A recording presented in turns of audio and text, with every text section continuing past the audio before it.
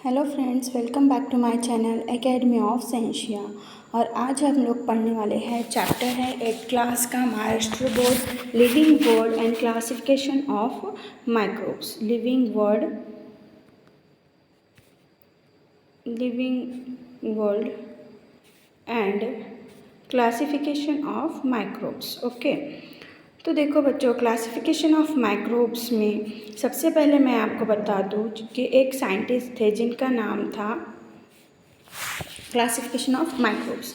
तो एक हमारे पास साइंटिस्ट थे जिनका नाम था रॉबर्ट हार्डिंग विटेकर। नाम क्या था बच्चों? Robert Harding Whittaker. Robert Harding Whittaker ने हमें 5 किंगडम क्लासिफिकेशन दी। कौन सी क्लासिफिकेशन दी बच्चों? 5 किंगडम क्लासिफिकेशन दी।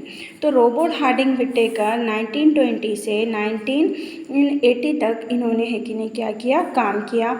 ये एक अमेरिकन साइंटिस्ट और इकोलॉजिस्ट थे। ये क्या थे? एक American scientist and the ecologist.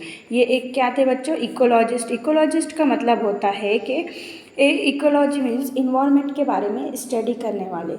Ecologist का मतलब क्या होता है? ऐसे साइंटिस्ट जो इकोलॉजी यानी कि इन्वायरमेंट के बारे में स्टडी करते हैं बच्चों। तो यहाँ पे रॉबर्ट हार्डविंग विटेकर 1920 से 1980 तक इन्होंने वर्क किया और ये एक अच्छे इकोलॉजिस्ट थे और ये अमेरिकन थे।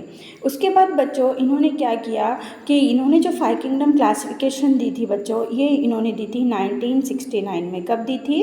1969 में इन्होंने 5 किंगडम क्लासिफिकेशन दी थी, जिसके अंदर उन्होंने लिविंग ऑर्गेनिजम्स को 5 ग्रुप्स में डिवाइड किया था। हाउ मेनी ग्रुप्स बच्चों? 5 ग्रुप्स में इन्होंने क्या किया था? डिवाइड किया था। इसके बाद हम इसके इंट्रोडक्टरी पार्ट में देखते हैं बच्चों। अकॉर्डिंग टू 2011 के सेंसस, यानी कि 2011 में जो जनगणना वगैरह होती है, सेंसस जो निकाला गया था, उसके हिसाब से हमारे पास totally according to 2011 census around 87 millions. How many बच्चों? 87 मिलियंस। 87 मिलियंस 2011 के हिसाब से species of living organism are found on the earth. यानी कि जो लिविंग ऑर्गेनिजम्स की स्पेसीज है, लिविंग ऑर्गेनिज्म की जो स्पेसीज थी वो कितनी थी हमारे पास? 87 मिलियंस थी। कहाँ पे? On the earth. On the अर्थ यानी कि ज़मीन के ऊपर तकरीबन 87 मिलियन लिविंग ऑर्गेनिज्म की species, different types of species present थी 2011 तक। To study such vast number it was essential to divide them. तो अब ये जो 87 मिलियंस स्पेसीज थे, इनकी स्टडी इतनी आसान तो नहीं थी, इसी वजह से इन्हें अलग अलग ग्रुप्स में क्या किया गया? डिवाइड किया गया। अलग अलग ग्रुप्स में डिवाइड किया गया, जिसमें विटेकर ने 5 ग्रुप्स में है कि नहीं, इन्हें मेन 5 ग्रुप्स में क्या किया? डिवाइड किया बच्चों। अब उसके बाद this process divide living organism into groups and सब ग्रुप्स। अब ये जो ग्रुप्स थे इसको भी क्या किया गया? फिर सब ग्रुप्स में डिवाइड किया गया, यानी कि ग्रुप के भी ग्रुप बनाए गए। ग्रुप के भी क्या बनाए गए बच्चों? ग्रुप बनाए गए।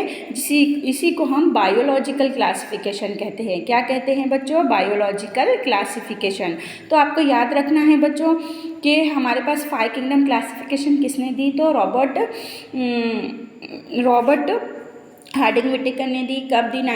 तो 1969 में इन्होंने 5 ग्रुप्स डिवाइड किए। कब किए इन्होंने? 1969 में किए बच्चों। तो अब लिविंग ऑर्गेनिजम्स के ग्रुप इन्होंने डिवाइड कैसे किए हैं, ये मैं आपको एक कि नहीं स्ट्रक्चर के थ्रू मैं आपको बता देती हूँ। ठीक है, यहाँ पे हमारे पास कोई दिखाई तो नहीं दे रहा है। ठीक है, चलिए नॉर्मली ही देख लेते हैं हम लोग। ऐसा कोई ट्री डायग्राम नहीं है, तो ट्री डायग्राम के थ्रू मैं आपको बताती हूँ 5 किंगडम क्लासिफिकेशन। तो सबसे पहले हमारे पास सबसे ऊपर आएगा लिविंग ऑर्गेनिज्म, जिसको मैं LO से लिख रही हूँ शॉर्टकट में।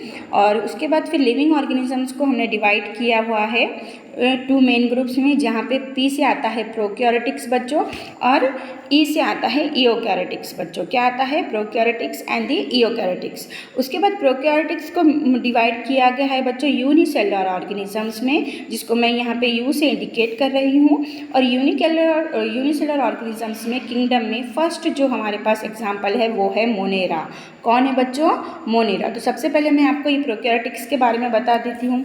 जो प्रोकैरियोट्स होते हैं ये यूनिसेलुलर ऑर्गेनिजम्स होते हैं। यूनिसेलुलर ऑर्गेनिजम्स का मतलब होता है only one type of cell, यानी कि मोनेरा जैसे एनिमल, ये जो स्पेसीज है, ये सिर्फ वन टाइप ऑफ सेल से इनकी बॉडी क्या होती है बच्चों, बनी हुई होती है। उसके बाद यूकैरियोटिक्स को फिर से डिवाइड किया गया बच्चों टू ग्रुप्स में। यहाँ पे यूनिसेलुलर एंड मल्टीसेलुलर है। क्या था बच्चों यहाँ पे, यूनिसेलुलर एंड मल्टीसेलुलर। तो ये जो यूनिसेलुलर है इसको हम यू से इंडिकेट करते हैं यहाँ पे, और जो मल्टीसेलुलर है इसको हम एम से इंडिकेट करेंगे बच्चों। अब यूनिसेलुलर ऑर्गेनिजम्स मैंने आपको अभी समझाया था कि यूनिसेलुलर ऑर्गेनिजम्स के स्पेसीज जो होते हैं वो only one type of cell से बने हुए होते हैं, लेकिन मल्टी सेलुलर ऑर्गेनिजम्स में ऐसा नहीं होता है बच्चों। मल्टी सेलुलर ऑर्गेनिजम्स में जो बॉडी होती है वो डिफरेंट टाइप ऑफ सेल से बनी हुई होती है। जैसे कि फॉर एग्जांपल अगर मैं अपने ह्यूमन बीइंग का एग्जांपल ले लूँ तो हमारे हेयर के सेल्स अलग होते हैं, नोज़ के अलग होते हैं, ईयर्स के अलग होते हैं, लंग्स के अलग होते हैं। तो हर डिफरेंट टाइप ऑफ सेल से हमारी बॉडी बनी हुई होती है। तो ऐसे स्पेसीज जो है कि नहीं सिर्फ वन टाइप ऑफ सेल से बने हों उसे हम यूनिसेलुलर बोल सकते हैं, और ऐसे स्पेसीज जो डिफरेंट टाइप ऑफ अलग अलग टाइप ऑफ सेल से बने होते हैं उसे हम मल्टी सेलुलर ऑर्गेनिजम्स भी कहते हैं। तो अब ये जो हमारे पास यूनिसेलुलर में है कि नहीं, जो एग्जांपल है यूकैरियोटिक के यूनिसेलुलर का जो एग्जांपल है हमारे पास वो है प्रोटिस्टा। क्या है बच्चों हमारे पास एग्जांपल, प्रोटिस्टा। ठीक है, तो यहाँ पे एक एग्जांपल किया गया है। तो प्रोकैरियोटिक का यूनिसेलुलर में जो एग्जांपल किंगडम का दिया गया है वो मोनेरा है, और यूकैरियोटिक्स में यूनिसेलुलर ऑर्गेनिजम्स का जो एग्जांपल दिया गया है वो है बच्चों प्रोटिस्टा। क्या है, प्रोटिस्टा।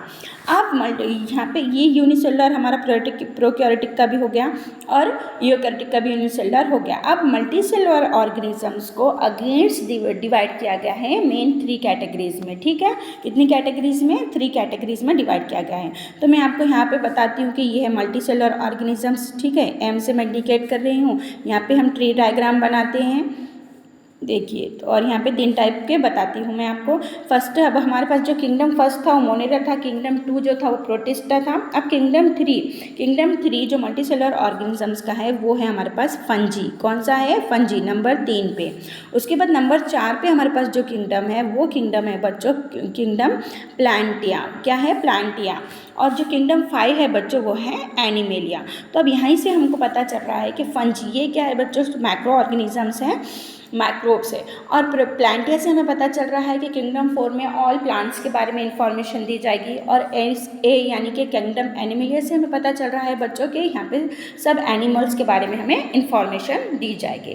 तो फिर पहले मैं फंजिया का आपको इंट्रोडक्शन देती हूँ कि फंजिया में सबसे पहले मैं आपको बताती हूँ कि इसमें होती है सेल वॉल। क्या होता है बच्चों, सेल वॉल प्रेजेंट होती है, but organism can not perform photosynthesis.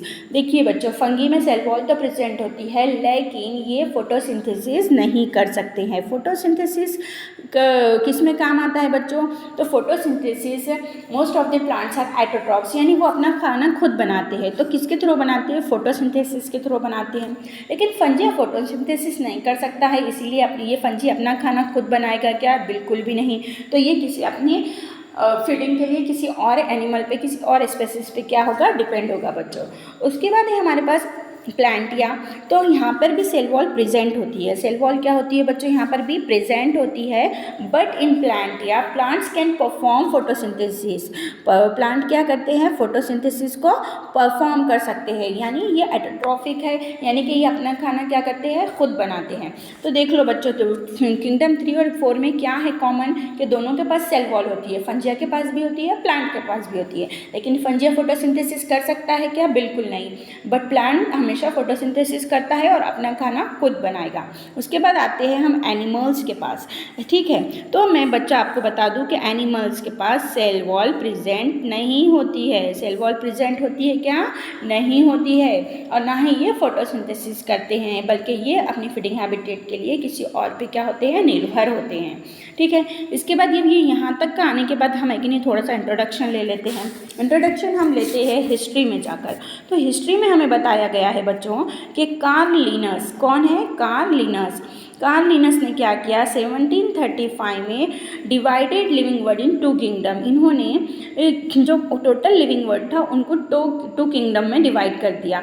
अब ये 2 किंगडम कौन से होंगे, हम कॉमनली सोच सकते हैं बच्चों, वेजिटेबलिया हो सकते हैं, यानी कि प्लांट्स के बारे में बताया गया है, एनिमल्स के बारे में बताया गया है। तो आपको ये कॉमन बातें याद रखनी है बच्चों कि विटेकर ने 5 किंगडम क्लासिफिकेशन दी थी और कार्ल लिनस ने 2 किंगडम क्लासिफिकेशन दी थी, कि 2 किंगडम्स में वेजिटेबलिया और एनिमेलिया था, लेकिन फाइव किंगडम में क्या क्या था बच्चों, मोनेरा था, प्रोटिस्टा था, फंजी था, प्लेंटी था और एनिमेलिया था। उसके बाद मैं आपको बता दूं बच्चों कि उसके बाद आया 1866 में एक और साइंटिस्ट जिसका नाम है हीकेल, ठीक है, हीकेल। सो अब ये जो हीकेल थे तो इन्होंने क्या किया बच्चों, कंसिडर 3 किंगडम, इन्होंने है कि नहीं 3 किंगडम के बारे में बताया हीकेल ने, जिसके अंदर हमारे पास था प्रोटिस्टा, पी से प्रोटिस्टा, पी से plant and the Animalia, PAP PAP याद रखो या PPA याद रखो। तो जो हैकल था इन्होंने 3 किंगडम क्लासिफिकेशन दी और इन्होंने प्रोटिस्टा के बारे में बताया, प्लांट के बारे में बताया और एनिमल के बारे में बताया।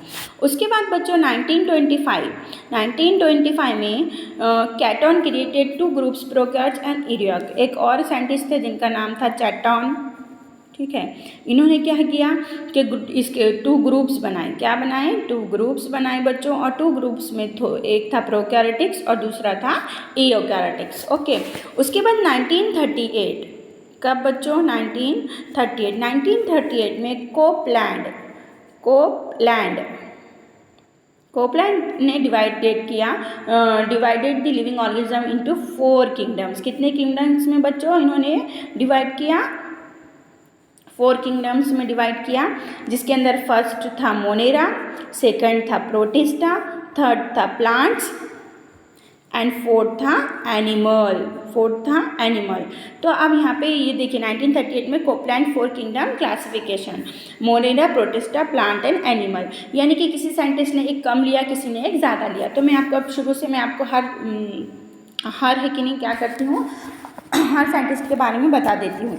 सबसे पहले थे कार्ल लिनस, CL का मतलब है कार्ल लिनस, इन्होंने 2 किंगडम क्लासिफिकेशन दी, वेजिटेबलिया और एनिमिलिया के बारे में। उसके बाद हमारे पास कौन थे बच्चों, चैटन थे। चैटन ने क्या किया, प्रोकैरियोटिक्स और यूकैरियोटिक्स के बारे में बताया, ठीक है, जिसको मैं CH से इंडिकेट कर रही हूँ यहाँ पे। उसके बाद कोपलैंड आए, कोपलैंड ने हमको 4 किंगडम क्लासिफिकेशन दी। 4 किंगडम में क्या क्या था बच्चों, मोनेरा था, प्रोटिस्टा था, प्लांट था और एनिमेलिया था। फिर उसके बाद हमारे पास एक हिकल बोल के साइंटिस्ट थे, हिकल साइंटिस्ट ने 3 किंगडम बताई हमको।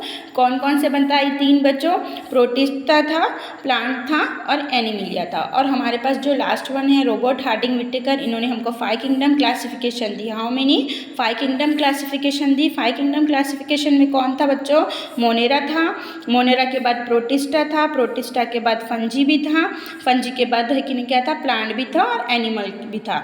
तो फाइनली किसी ने 2 किसी ने 3 बताए, लेकिन जो 5 किंगडम क्लासिफिकेशन थी इसी में सबसे ज़्यादा बताया गया। और फंजिया के बारे में सबसे पहले शायद रॉबर्ट हार्डिंग विटेकर ने क्लासीफाई किया फंजिया को। तो आज तक के लिए बच्चों इतना काफ़ी है। कल हम लोग जो पढ़ेंगे वो क्लासिफिकेशन ऑफ विटेकर, यानी कि विटेकर की क्लासिफिकेशन एक्चुअली में ठीक है क्या, ये इसके बारे में हम एक एक पॉइंट डिटेल्स में लेंगे। तब तक के लिए tata bye bye and please like share and subscribe to my channel.